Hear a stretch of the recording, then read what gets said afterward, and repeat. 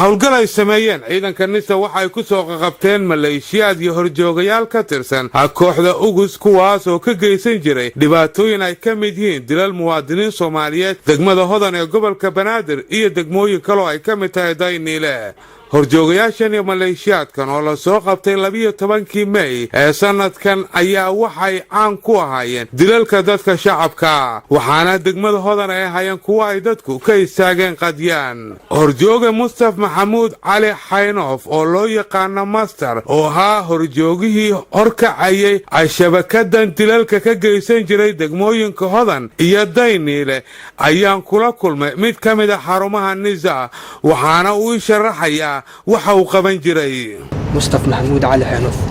Master waa gartay xagee laga soo qabtay Mustafa Maxamuud Cali wardaana laga soo qabtay maxaa lagu soo qabtay yaa maxaa lagu soo qabtay xaafadaan joognay haye aan laga soo qabtay goorme anagoo saddex yaa maalinka Isniintii haye saddex ayeen hala cararay haye waa gartay sax maxaad ahaydeen marka saddexdeen yaa maxaad shabaab haye adu al-shabaab ka mid ah goormaad ku beertay 2014 marka waxba dili jirtay haye warac jirana waxaad iga warantaa marka dilalkii aad goobjoog u ahayd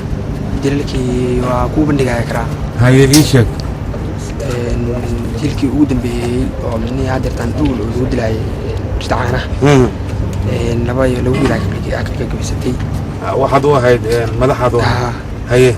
Abbas Xasan Maxamed Qaadi waxa uu ka mid ahaa maleeshiyaadka ugus gaar ahaan kuwooda geysta dilalka qorshaysan hayeeshee waxa uu isagu sheeganayaa inuu ahaa basaas oo indha dadka la dilayo laakiin xogta Nisa waxa ku cad inuu Abbas ka mid ahaa dadka qowlaysatada ee geysta dilalka dadka shacabka waa kan isagoo isna sharaxaya Abbas doorka uu ku lahaa dilalka dadka rayidka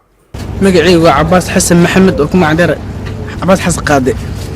haye Abbas xagee laga soo qabtay waxa laga soo qabtay degmada Hodan gaar ahaan saddex goorma laga soo qabtay waxa la soo qabtay 12 May 2015 maalin Isniin subax 4 saac meelahaas ay tahay haye marka maxaa lagu soo qabtay waxa lagu soo eedeeyay argagixisnimo haye ma ka mid ahayd marka waa ka mid ah haye maxaad qaban jirtay waxaa qaban jiray waxyaabaha yarka sida waxyaabaha emergency haye maxaa ka mid ah waxyaabaha qaban jirtay in qof oo la sheego ama qof oo la soo basaaso haye yaad soo basaasatay marka ilaa hadda dadka aad soo basaasatay yaa ka mid ah in la Faisal haye oo xaguu joogay degmada haye muxuu qaban jiray wardii iskuulka Talaxo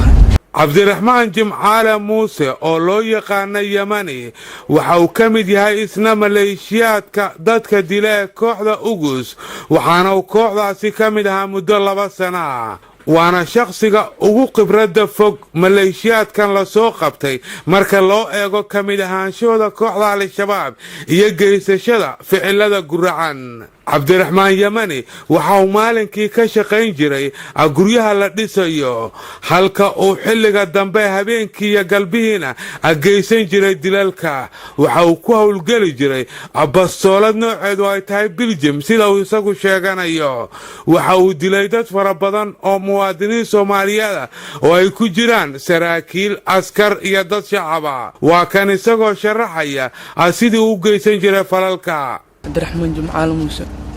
Yamani waa gartay hadii sheegtaa marka maxaa lagu soo qabtay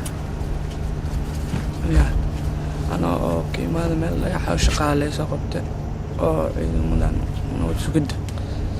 warshadda soo qabteen haye ma ka mid ahayd marka al-shabaab ilaa goormaad ka mid ahayd ilaa 2 sano 2 sano xageed ka soo shaqaysay marka warshad caanaha la maalgalmay haye maxaad qaban jirtay bastooladaha la dhiibi jiray haye kadib maxaad ku samayn jirtay bastooladaha dadka lagu soo dil haye waa gartay marka adigu waxaad ka mid ahayd kooxda wax dishay ana ka dhan waa ciyaalka dhan waa niilgiya haye ciyaalka xaafadda dhan waa niil soo waxa waa gartay adiga marka imise dil aad ugu yaraan ka qayb gashay 3 dil xagee ka kala dhaceen أنا على البركة لاكسي يا دي شيء goobaan la halkeed ku disheen balaaksi balaaksi muxuu ahaa marka goobe gooba askari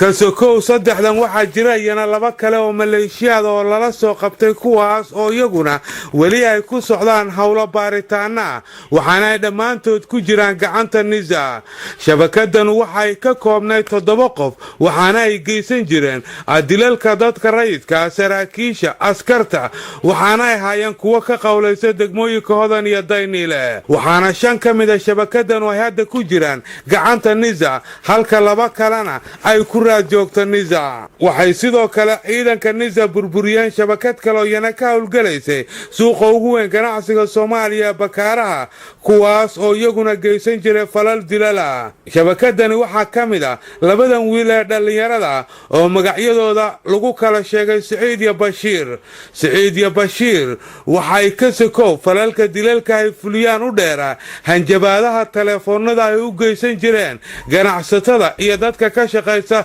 suuqa Bakaaraha adeer markaan u hanjabayo waxaan ku yiri Cumar Samaanaha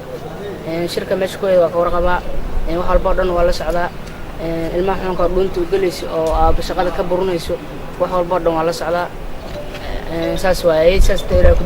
dimi markaas lafteeda si dimi shabakadahan waxay ahayd kuwa ay hawshooda ahayd daadinta dhiigga shacabka hayeeshee waxa burburiya ciidanka nisa oo helay xogta iyo xuuraanka ku aadan shabakadahan iyo sida ay u shaqeeyaan waxaana xilliyo kala duwan laga soo qabtay guryo ay kaga dhuumaalaysanayeen magaalada Muqdisho Cabdi Casiis Africa SNTV Muqdisho